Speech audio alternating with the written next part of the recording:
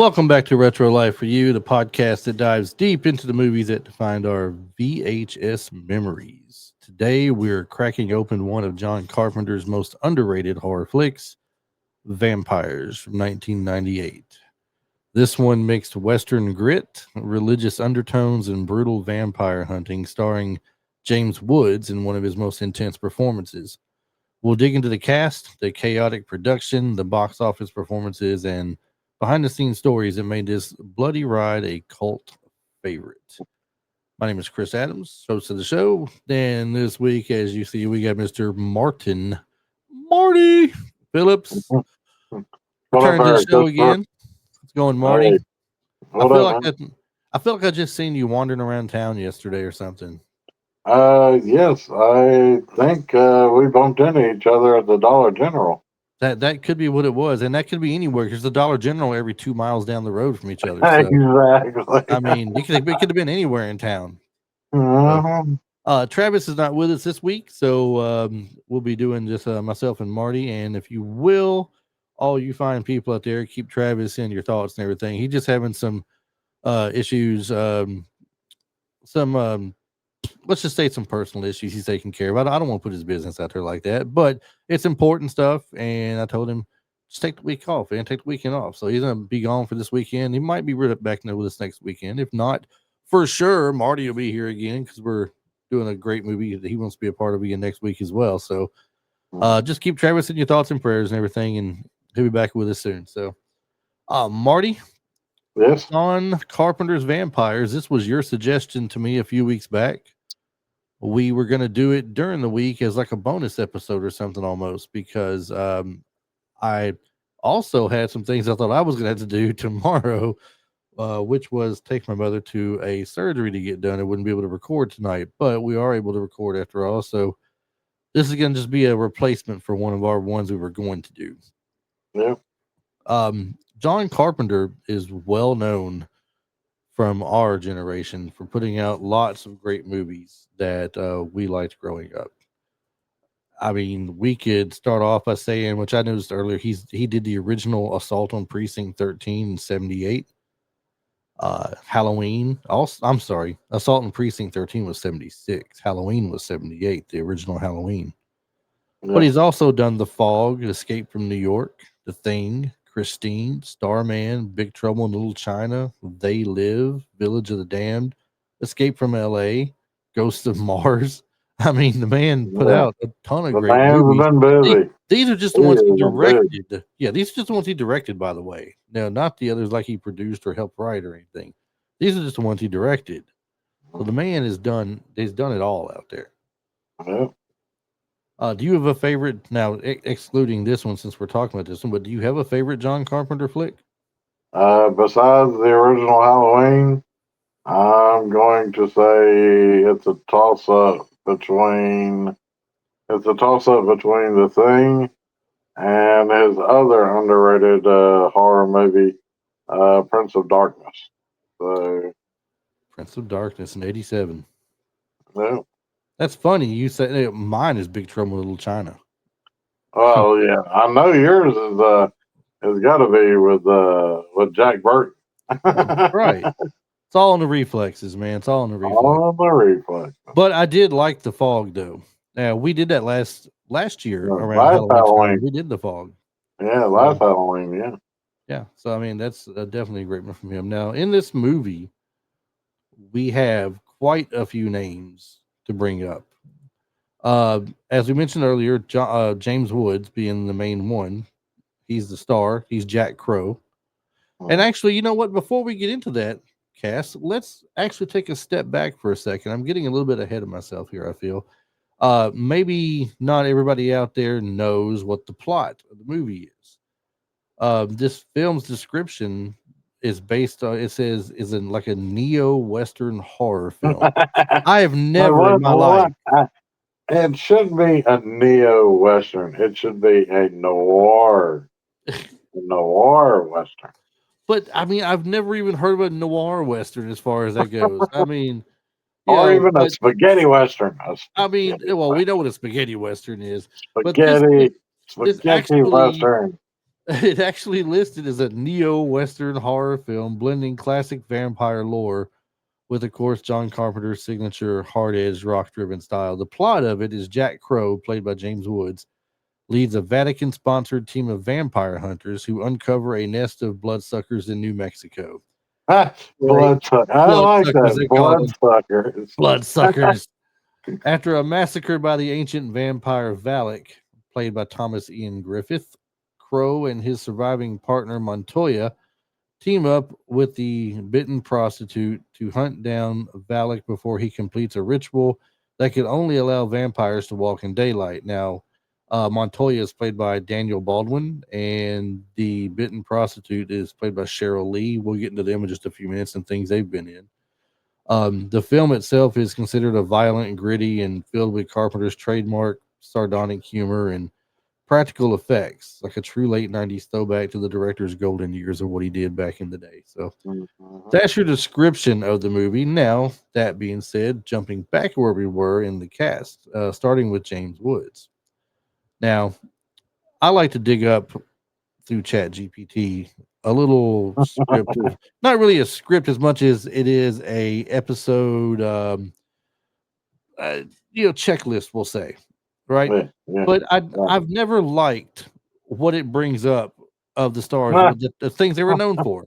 So James Woods, they're like, well, he's known for Videodrome in '83, Casino in '95, Salvador in '86, and Cat's Eye in '85. Well, that's great, but you didn't even mention half of his great movies he's been in. I mean, he's been in so many, dude, so many great Exactly. movies.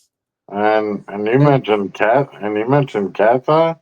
He only had like a brief little part in Cat's Eye. right, and these are So, movies he's quote unquote known for. Seriously, yeah.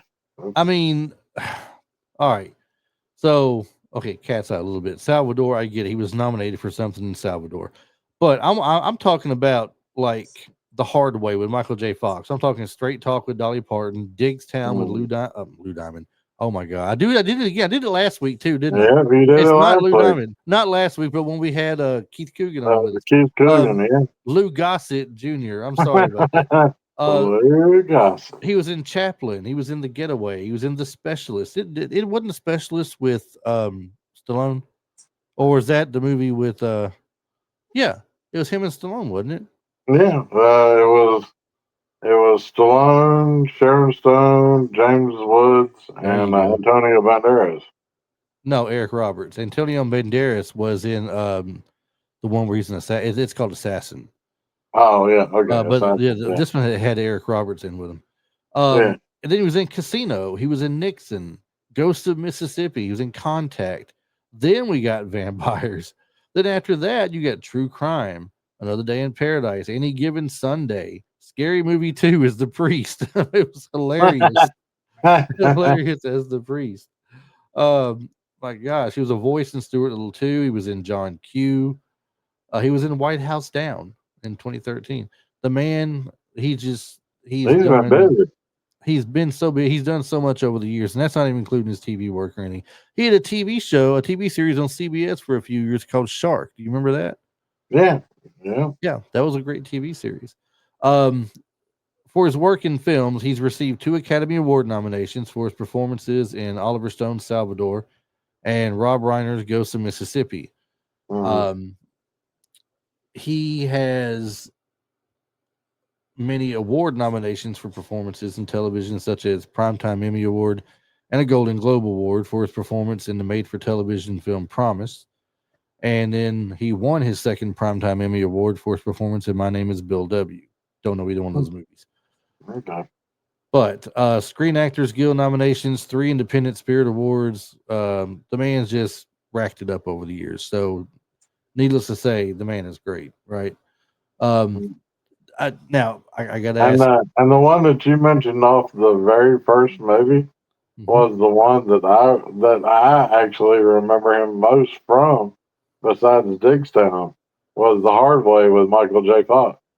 Yep. So, which Now, if was it, which was a good movie. I mean, it had a blend of humor and action. mhm. So Yeah, he was an actual cop, I believe, and Michael J. Fox was, a movie Was star the trying actor? to, Yeah, he was an yeah, actor trying to. trying to see what it was, so we can base his character off of, his the actual cop that Woods was playing. Yeah. So, if you had to pick a favorite movie of James Woods, do you have one that stands out in your mind? I mean, it could even be this one if you want it to be. It doesn't matter. Yeah. I mean, yeah. This one definitely is one of my favorite James Woods. I would definitely say my second is Dickstown. Yeah, So, Dickstown's probably my first. I love Dickstown. uh, That's such a great movie. mhm. I think we might. You'll have to cover it one day. I think we did cover it last year. Is what I was about to say, if I'm not mistaken. I think we did. Hmm. I might be wrong. I don't know. I mean, it's happened occasionally. Yeah. Wasn't that a '90s movie? And you just recently started doing '90s. Diggstown. Yeah, Diggstown was in 1992. So yeah. that might have been. You're gonna make me check now, Marty. You're gonna make me check because now curiosity is getting to me, and I just so happen to have the page up where the podcast. And wouldn't you know, we have not done Diggstown, so we are going to have to do Diggstown. There you That go. is a There you fact. go. That's an absolute fact. We're going to have to do that. It's a travesty, Well, man. All right. Well, alongside James Woods was his partner Anthony Montoya, played by Daniel Baldwin, uh, and I guess Daniel Baldwin's been in his fair share of things as well. no. Born the 4th of July, Harley Davidson, The Marlboro Man, um, movie called Hero. He returned to television Yeah, in but 1990. could you really say that was a big part for him No, and Harley Davidson and the Marlboro Man? I you mean, can't. No, he walked around carrying a gun, wearing a black trench coat, and right. didn't say a single word No, for the whole movie, but he's and then get credited shot. in there though. He's one of the big credits in it though, so we got to give him that. One of the things they say he's really best known for was a TV series that he was a part of, which I'm trying to find again. I had lost it momentarily. Um, Didn't him and his brother do a thing together for like a movie? Like that's. I wouldn't say like Alec Baldwin, but one of the other Baldwins. I mean, it's possible. It's possible. I just don't know for sure that he did. Um, I think it was called Homicide: Life on the Street was the TV show he was on for 3 seasons. Hmm. Came back and his character was later killed off. But that's I think that's the thing he put the most time into at that point. He is one of the Baldwin brothers though. Along with let's see, what are the others? You got Alec, you got Stephen, um, and what William? No, he's William Baldwin. Yeah, I think it's just three of them. It's Stephen Baldwin, Alec Baldwin, and Daniel Baldwin. So, I don't think there's four of them. I could have swore that there was four, but I don't know for sure though. No. You got the computer. You're able to I you're know, able and to pull it I'm up. actually looking at that computer right now, going, where are they at? All right, so his three actor brothers, Alec, William, and Stephen. So yes, Okay.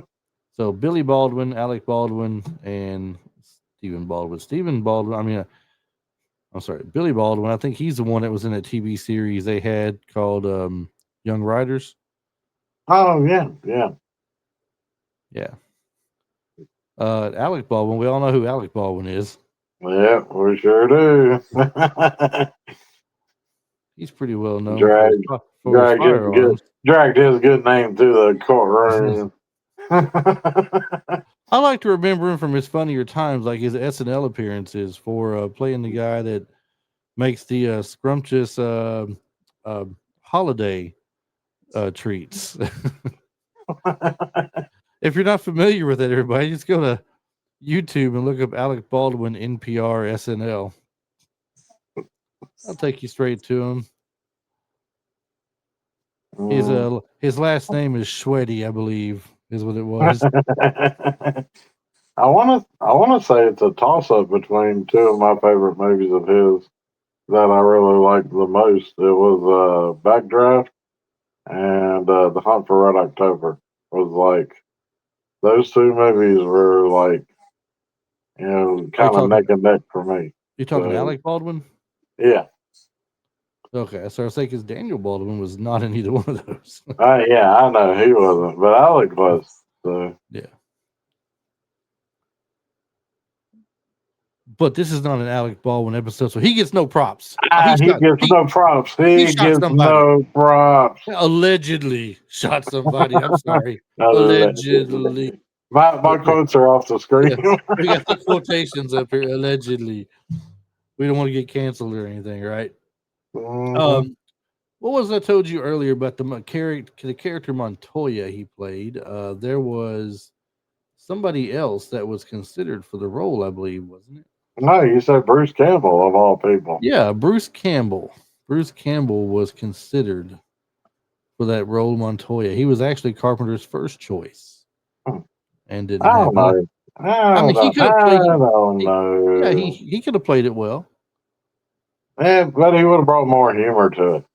He might have. Daniel Baldwin gave it more of a hard nose, no take no shit off of nobody. That kind of that's the approach that he came off with me for the Yeah. movie. Well, moving from Daniel Baldwin to Cheryl Lee. Cheryl Lee played Katrina. She was the prostitute that got bit by Valak. Mm, She's best known for Twin Peaks as Laura Palmer and in Wild at mm, Heart in 1990. yeah, Uh, and I think she reprised her role in the Twin Peaks Showtime thing that they did years later. So very possible for sure, no doubt. And I can actually look her up and see. Let's see, Cheryl Lee. Get her IMDb credits in front of us. uh, not not Surely, tr- not trustworthy no more. surely they can get her credits correct, right? Twin Peaks TV series, it says from 89 to 91.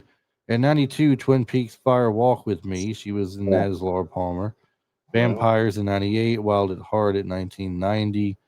Um, yeah, she's been in a lot of stuff like everybody else. She's just not as far as blockbuster hits and things like that. I wouldn't say she done a ton of those. I want to say her blockbuster hit was John Carpenter's Vampires. Well, So, no, she's probably no. Twin Peaks would probably be her biggest hit because Twin yeah, Peaks was it was pretty popular with a lot of people. yeah. I mean, and I did watch it. I mean, yep. She Who killed Laura Palmer? I mean, she had a role in Jersey Girl. Um, let's see, yeah, nothing else really stands out. I'm scrolling through her stuff right now. Nothing else really stands out after before Vampires. And Vampires shows up in '98 that she was in, and then even after that, I mean, let's see, really nothing. I mean, TV appearances: Desperate Housewives, One Tree Hill, House, CSI New York. I mean, she's done a few things like that. She's been in here and there, yeah, but TV, nothing. TV. Nothing really stands out to me. 2014, Twin Peaks: The Missing Pieces. Yeah, Was that a TV thing or something? I don't know. that was the thing that Showtime did. That was in 2014. So, Okay. And then in 2017, Twin Peaks TV series, it says Laura Palmer and Carrie Page, yeah, 16 episodes. So, yeah. She had a. Let me get my quotes back in over here. yeah. A quote unquote twin sister that she didn't know about.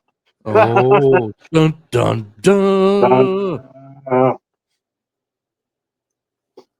Well, you got to have some drama somewhere, right?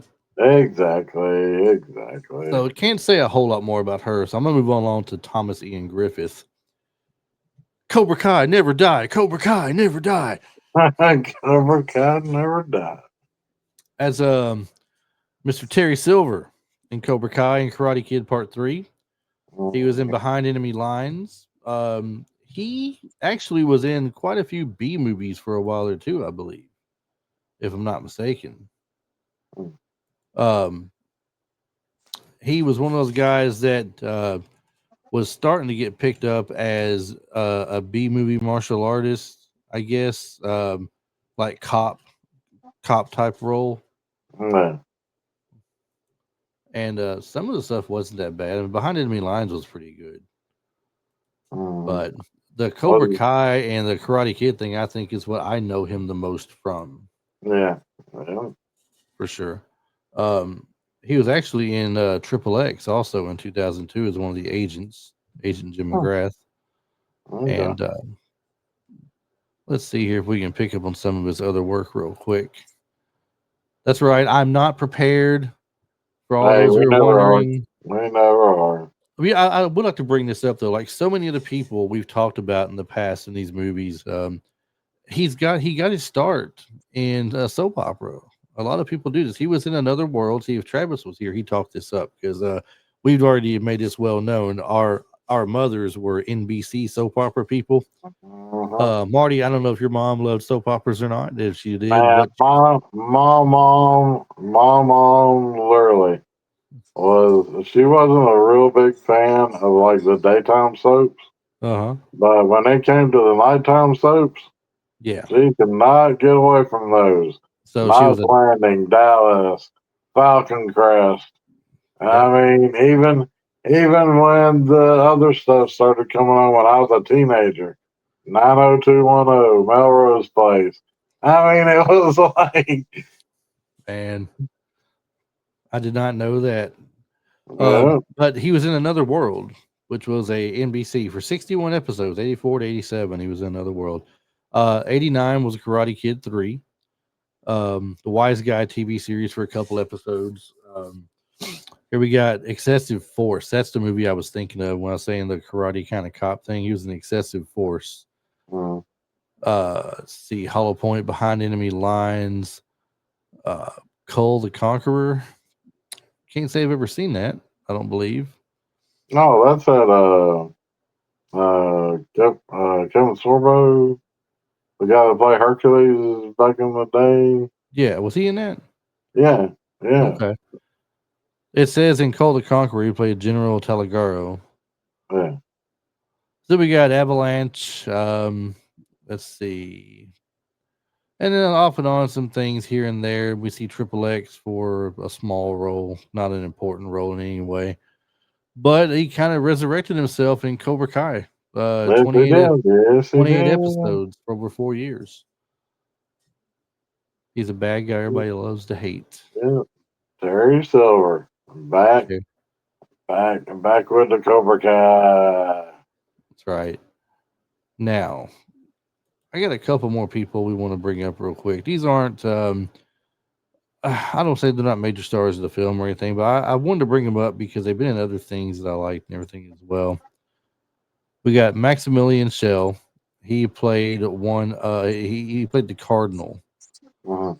Yeah, I think that's That all he was. It just said Cardinal. So, yeah, it's just a Cardinal. What I remember him from was Deep Impact. He was the father of Tay the Leone. Leona's character. Yeah, Yeah. he was her father in that. And I know he's been in other things too, but I mean, it's just I Well, that think he's was got a like his most memorable role, really, that I can remember him from. I mean, I think he was also in Fiddler on the Roof, like back in the day. But I mean, it's been a minute since I've seen that movie. So, well, I know he was in the TV version of the Phantom of the Opera. I know that. yeah. TV movie The Diary of Anne Frank. That's back in 1980. Phantom of the Opera was 83. Um, a lot of things that we probably wouldn't know much about that was way back in the day. So I won't dig Mm, far back into all that.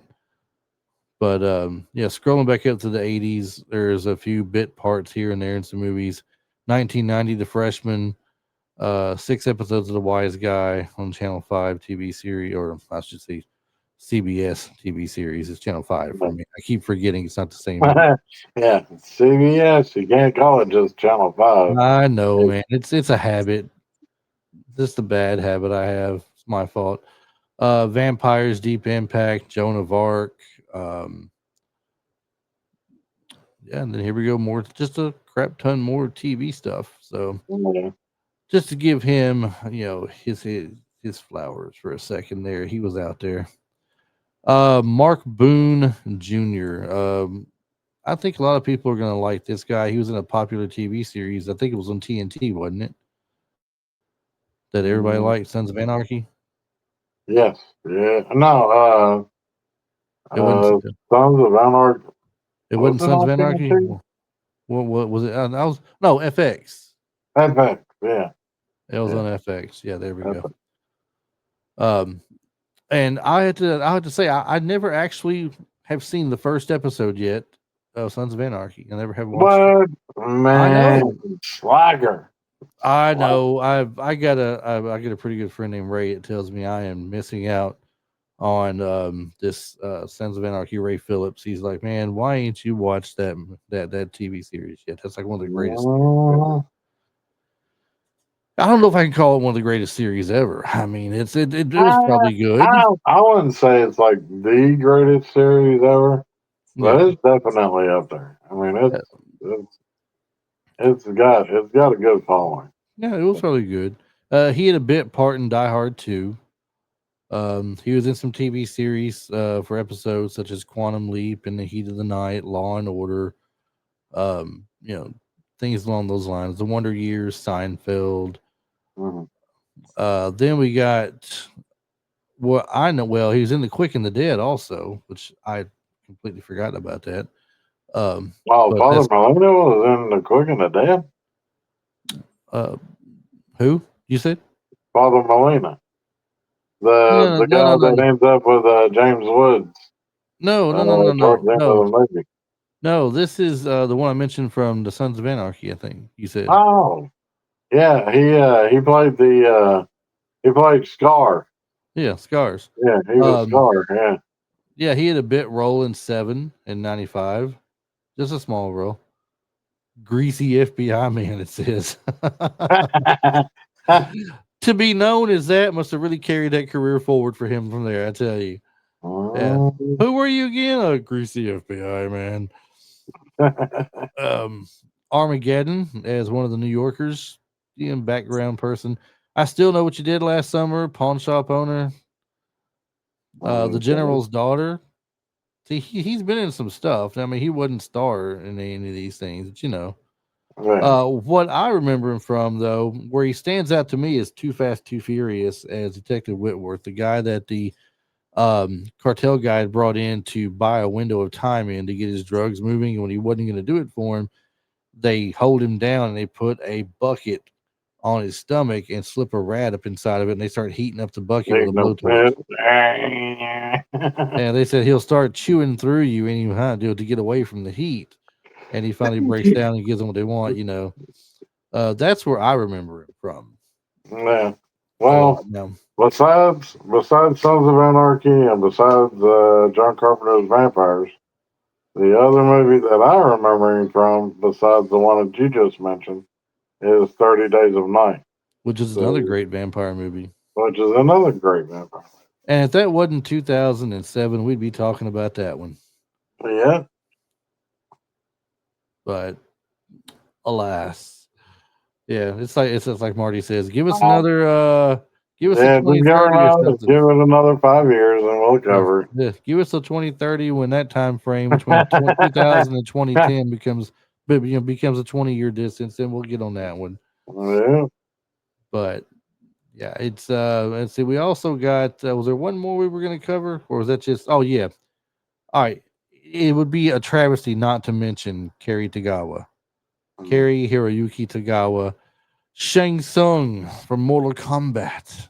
Yeah, same Um, time. the man has been stereotyped in so many movies as Yakuza.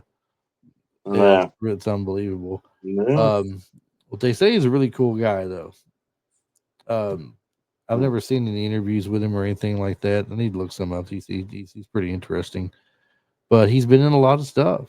And Marty, Mhm. I haven't asked the last few people, but for Kerry Tagawa, do you have a favorite movie that he was in?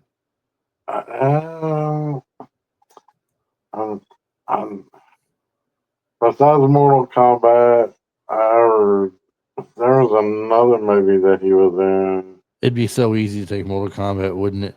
Yeah, but this was this was like one of those that you said like an Akuza, like he played like a boss type role. But I just can't remember the name of the movie. But I can see him, and I can literally see him standing there in a suit with with a flat top almost, and it's like, and he's got like dudes around him. I just can't remember the name of the movie. Well, he had a bit role in Big Trouble in Little China. He was just an uncredited extra as a Wing Kong man. Yeah, yeah. Bulletproof. He was uncredited in that. Thug in a Flashback. Star Trek: The Next Generation TV series is an episode in there. Um, The Last Emperor, Twins, or just says Oriental Man and Twins. That's terrible. Come on, Arnold, be better than that. Mhm. License to Kill, James Bond movie was Quang and License to Kill. Uh, Alien Nation, the TV series. He had an episode in there. Quite a few TV series. Jake and the Fat Man, Hardball. Then he was in The Perfect Weapon in '91 as a character called Kai. Showdown in Ooh, Little Tokyo, which was a great movie. that might have been it What, The because Perfect I just Weapon? got through watching The Perfect Weapon not too long ago. With ain't that with Jeff Speedman? Yes. Yeah. He was in Kickboxer 2, The Road Back. Showdown, I mentioned Showdown Little Tokyo. He is the main bad guy, the Yakuza guy that Dolph Lundgren is after, and Brandon Lee's in that as well. Well, ain't the guy from Victor on the Little China? Ain't he in The Perfect Weapon? The main bad guy? Well, played you mean James Hong? Yeah, James Hong. Wasn't he in The Perfect Weapon too? He may have been. I can't remember. Was he the shop owner? I thought he was the guy that was manipulating Jeff Speedman's character to like go after that one. I thought that's what it was. It was basically the guy. Those people from Big Trouble in Little China, they were like enforcers or something, and basically the one bad guy You, from Big Trouble Little China was sending Jeff Speedman to go after the other character. well, you are correct. He was in it. I'm looking at him as he played the character Young. Yeah, Mako, I think, was the shop owner. yeah. So back to the other guy here, Mr. Kiritagawa. We also have Raven, the TV series. Um, he was in Renegade for an episode. I'm trying to find the one. Oh, Rising Sun. He played a bad guy in Rising Sun. That's the Sean Connery, Wesley Snipes movie. Mhm. Um, Mortal Kombat is Shang Tsung. Yeah, I don't see anything. I was thinking maybe he might have been in Black Rain, but he's not in Black Rain. I don't see it listed anywhere. Yeah. So we Michael can't say Douglas that. movie. Yeah, he's not in that. Planet of the Apes. He played Kroll. If you He remember played that, who? Kroll in Planet of the Apes. The remake or 2001. yeah, the Tim Burton version. One with Marky Mark. Yeah, I think that was And then he was also in Electra in 2005. So it. lots of small things here and there though. We won't bring all of them up, but yeah, he's in quite a bit.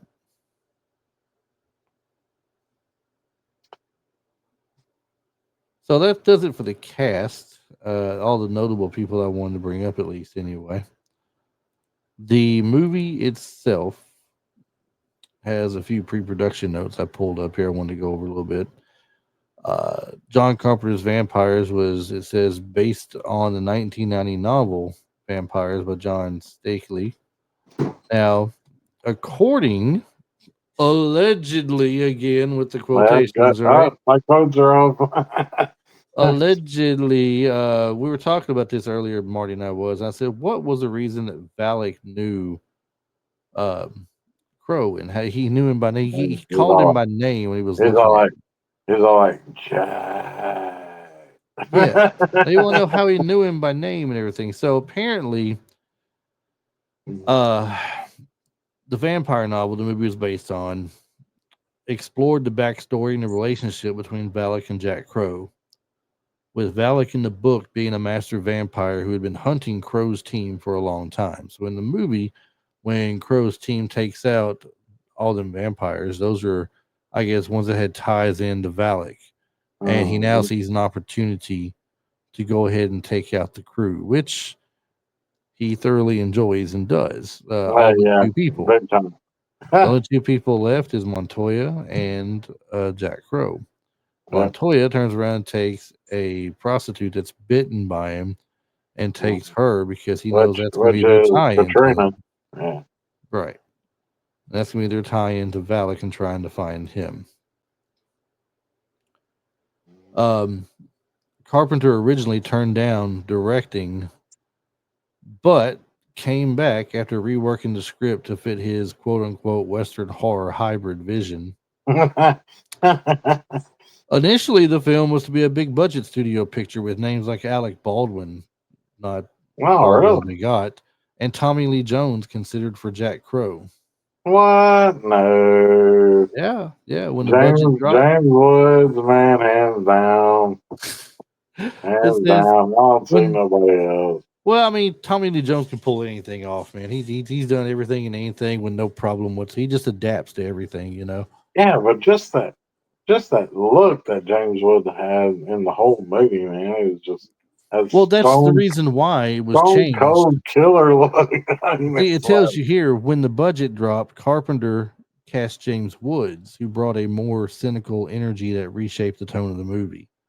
mm, He liked that more than the thought of having Tommy Lee Jones and because James Woods' one liners was great in the right, movie. Padre, did you get wood from that? uh, Carpenter said this Mahogany. film mahogany, Mahogany. mahogany. Mahogany. Carpenter said this film was not about gothic castles. It's about guys who treat killing vampires like it's pest control, and that's what James Woods really brought to the movie. That attitude Yeah, yeah. with it. So that was good stuff. The box office was around $20 million. I'm sorry, the budget was around $20 million. My bad. Box office, however, 20.3 million, but 42 million worldwide, making it a modest success. In Mhm. Japan, it was huge, and it led to a sequel called Vampires Los Muertos in 2002. And that starred Yeah, John Bon Jovi, which yeah. Carpenter was the executive producer on. I want to Uh, say there was three of them. Or it might have been just two. I'm not, I did not research that to see, but I know the two. Yeah. John Carpenter almost retired from directing. You read about this before, right? Oh, No, he almost mhm. retired from directing before this film. Vampires reignited his passion for filmmaking. The reason why he almost retired is because he had so many bombs in a row for movies. Yeah, because I know Prince of Darkness was like a major flop, but I thought it was a great movie. I mean, See, uh, the thing with John Carpenter movies, Marty, I think you'll agree with this.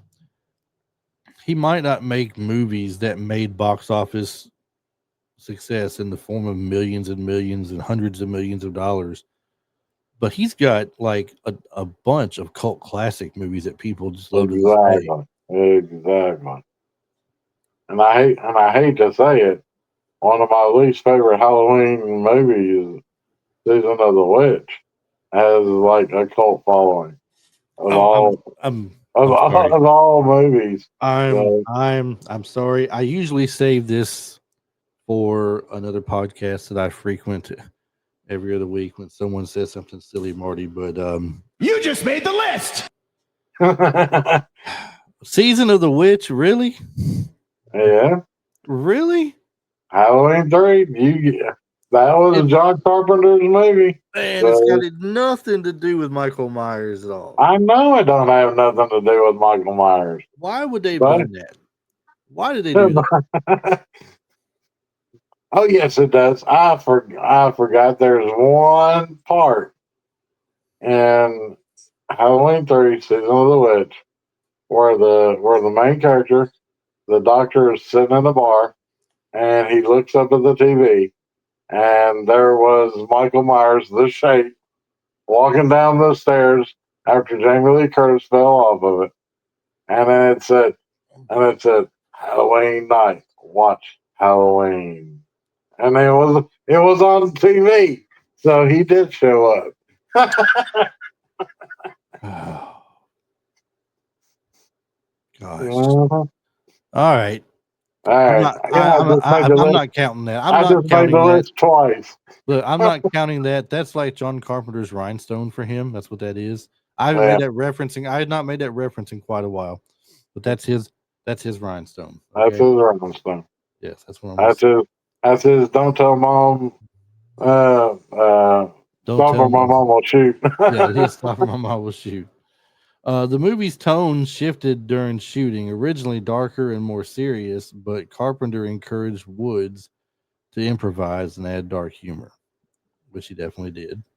Mhm. Woods ad-libbed several memorable lines, including his quip about dead hookers in the room. Filming took place mainly in New Mexico, using dusty western landscapes to create the modern day frontier. Mhm. Carpenter's score was a blues rock inspired soundtrack that he composed himself, a stark contrast to his earlier synth heavy works.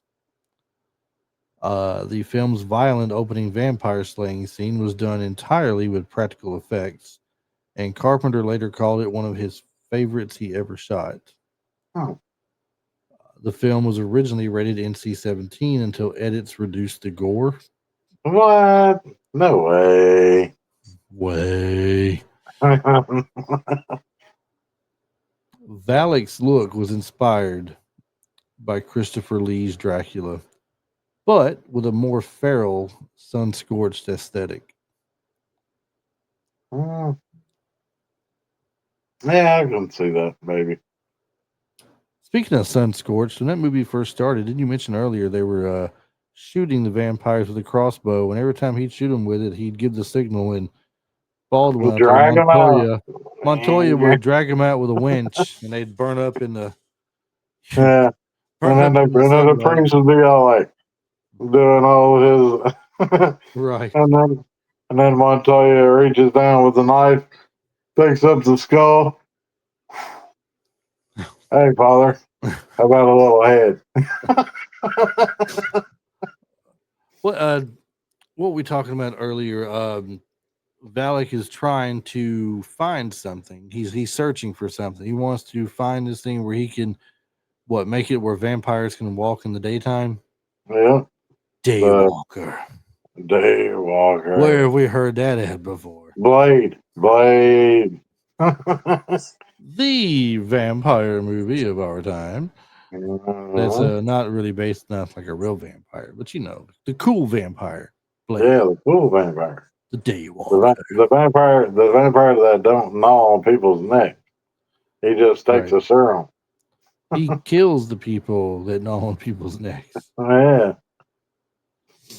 Oh me. So Marty, in your opinion, how Mhm. does John Carpenter's vampires here, how does it blend horror and a Western genre effectively? Or, in your opinion, did it not blend the two together effectively?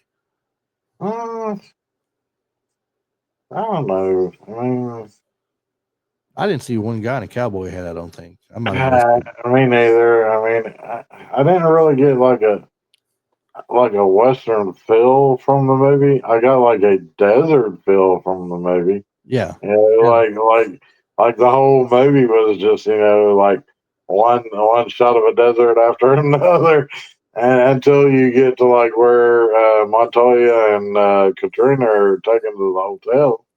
Yeah. Well, they drive up to the hotel, but even at the end of the movie, like that little dusty town and everything. I mean, I was waiting for like a tumbleweed to go rolling through, just uh, you know, I'm not but sure why they felt it had a Western tone to it. I mean, like you said, it looks like a bunch of desert areas, and then yeah, I completely get what you're saying on it. I don't see anything that felt like a Western to me. I mean, it's not like we had, like I said, no, cowboys. there's no one out there in cowboy I, hats and cowboy boots or anything like that. There's no. I hate to say it, but we did have one Indian Slayer in the movie. Well, you did. I mean, as one of But the vampire slayers, but I mean, big deal. I mean, it's not enough to make it a Western feel. Mhm. I just can't see it. Um, Well, the whole group of Slayers, they were a mixed bunch. You had like He had like two or three white guys, and then he had a Mexican dude. He had the Chinese dude, which is the guy that Carrie you Tagawa. mentioned from Mortal Kombat, and then you had the Indian guy. So it was like, yeah, so it was a mixed variety. He was a very diverse vampire killer. Yeah, yeah. A little running joke of today's day and age. He was DEI before DEI was cool. uh-huh. Do you please don't cancel me? I'm just joking. Uh, do you think well, we briefly touched on this? Do you think James Wood's portrayal of Jack Crow was the right casting choice? And who else do you think could have worked that role? No, James Woods was definitely the right cast for that role, in He my did. opinion. He did do Like you well with it. said, I mean, you just mentioned his name, Tommy Lee Jones was Tommy Lee considered for Jones. it. You said that he was up for the role. I don't know. I can't see him doing it. Yeah. Just that, like I said, that stone cold, hard look. Even through the sunglasses, you could still see he was giving that stone cold, hard look.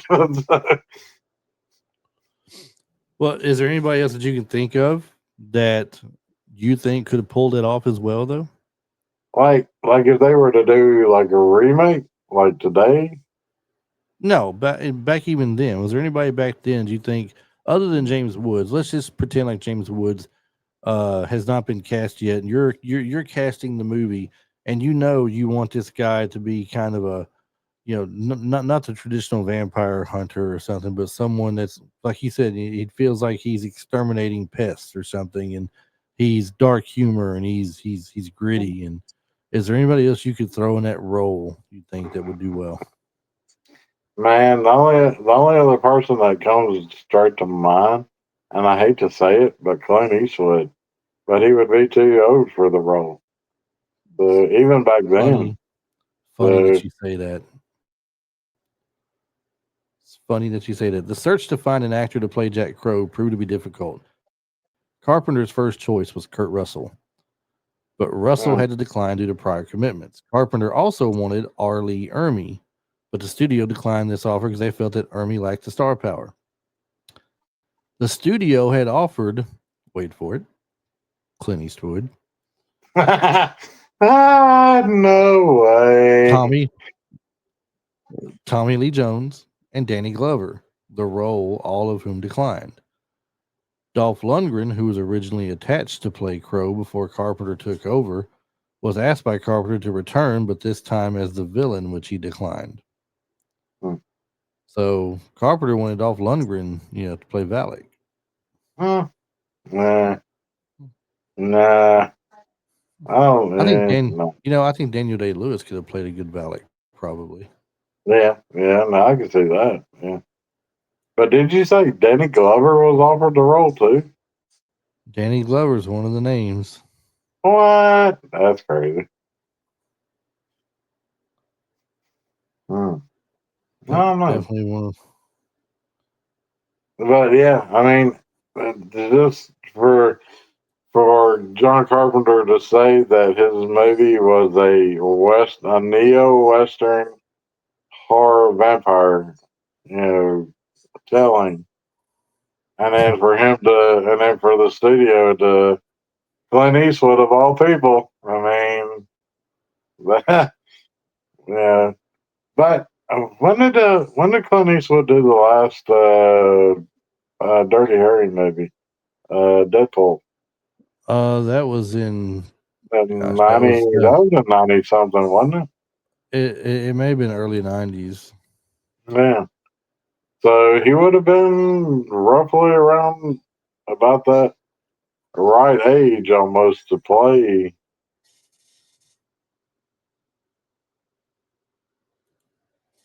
Um. Yeah. Yeah.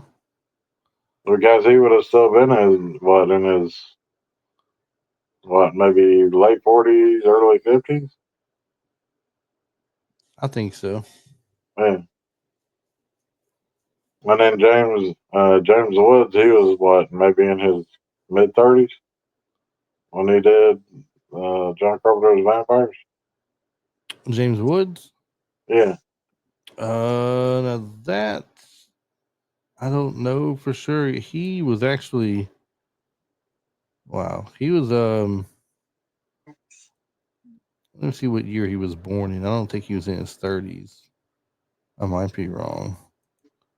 Once again, it's been known to happen occasionally. Yeah. He Well, was he I'll, was born in 1947. oh, so He'd 90, been 98. in 1987. He'd been 40. Hmm. Wow. So he was in his late 40s when he did that role. Yep. Wow. That's interesting. Interesting.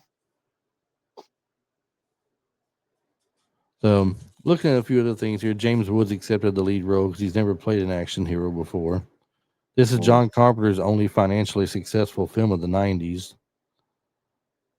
Yeah, Shame. because Ghost of Mars, or was it called Ghost of Mars? No, we haven't. The Ghost of Mars was a shamble. No, we have not done that one. I would remember that one for sure. Yeah, you don't want to cover that movie. I'm telling you.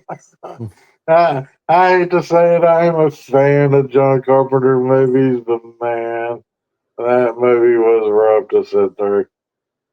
It was. All right, so let's see if we can find a couple more quick things here. It might be pretty decent to talk about, and then we'll go to the last couple of questions.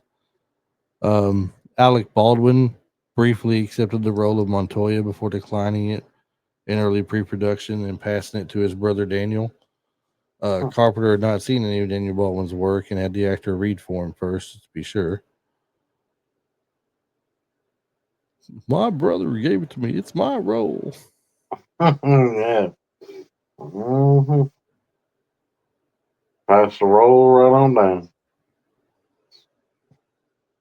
Says John Carpenter cast Cheryl Lee after seeing her role on Twin Peaks. I guess he was impressed enough by that.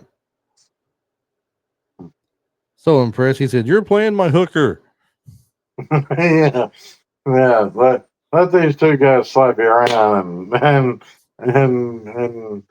make you and push you around and stuff on the hard concrete. Uh, let's see. All right. Well, according to, I'll go and read this one off, and we'll jump to something else real quick. But according to Starlog magazine, Kerry Hiroyuki Tagawa was unhappy with his role in the film. He tried speaking to John Carpenter several times about his character's backstory and motivation, but Carpenter rebuffed him.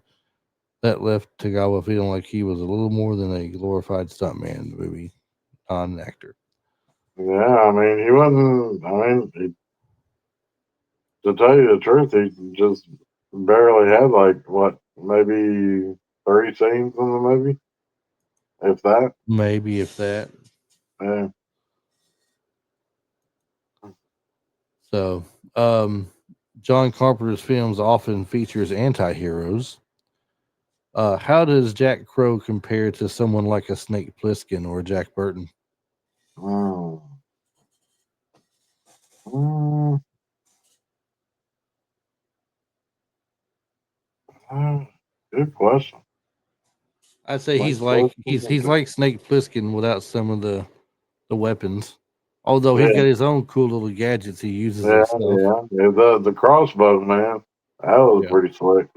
So, mm, I don't know. It's like, I don't know. Jack Crow's character was almost like a standalone character versus Jack Burton and Snake Plissken. I Yeah. mean, because it was just, you're coming off of two action heroes, versus like a vampire hunter. So, I mean, like out of the two,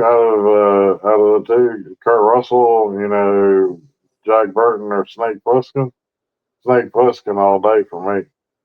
I mean, I know for you it's going to be Jack Burton, but Jack Burton. Me. yeah, How does vampires differ from other vampire movies in the 90s, like Interview with the Vampire or even Blade? I mean, that's a pretty simple thing. I mean, man, dude, the gruesomeness. I mean, it's like, I, Interview with the Vampire. I mean, it had its like gruesome moments, but it wasn't nothing compared to John Carpenter's Vampires or any of the other vampire movies from the '90s that they did back in the '90s.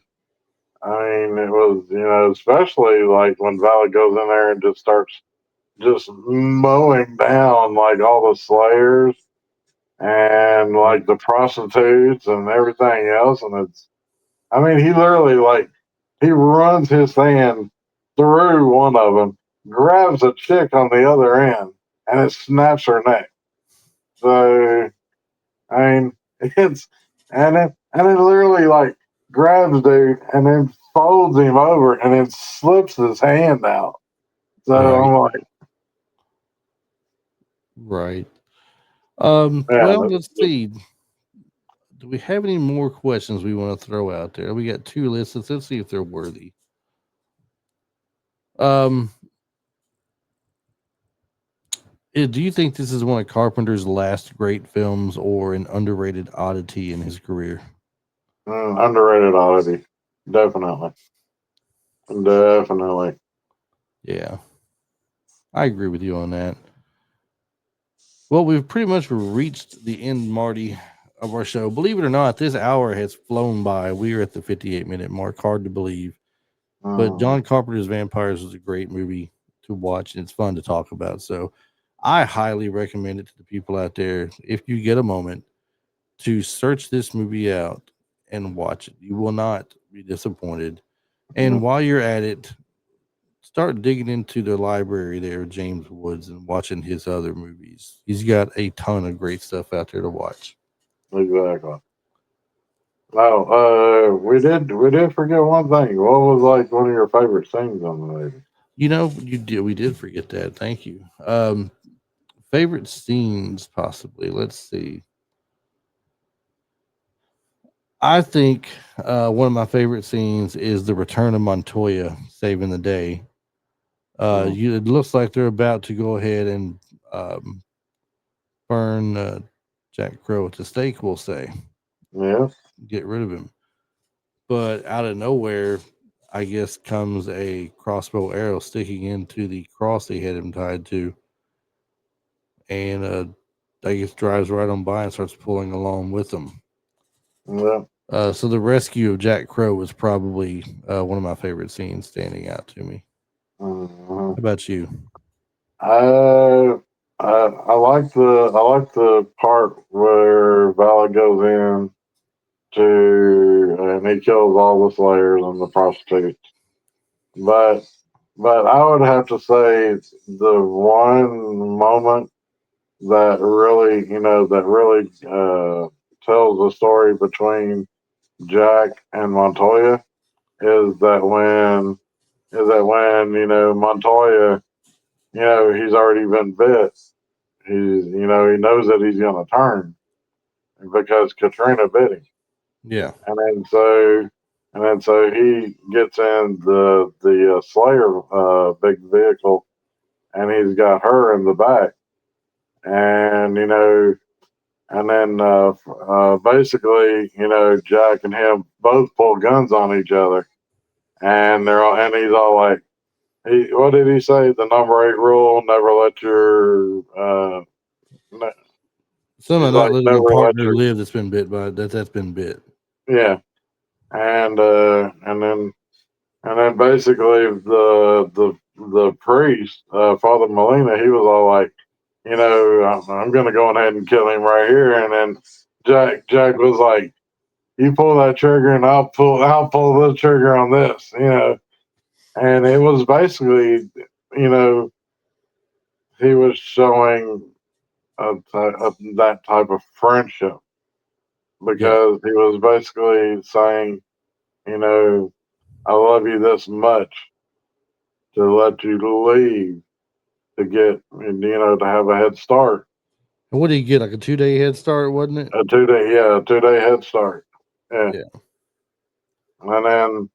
And then that's when then Montoya's hopping into the vehicle and he's like, "Bye con Dios, Jack." Hmm. And then Jack goes, and then he says it real soft, like he's like, "Bye con Dios, Slayer."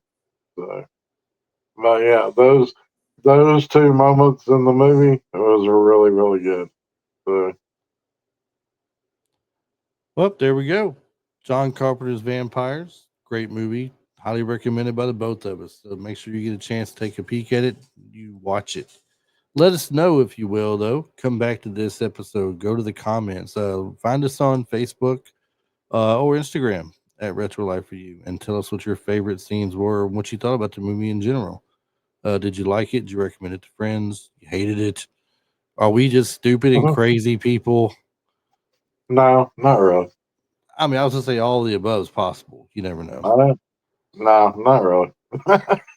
You never know.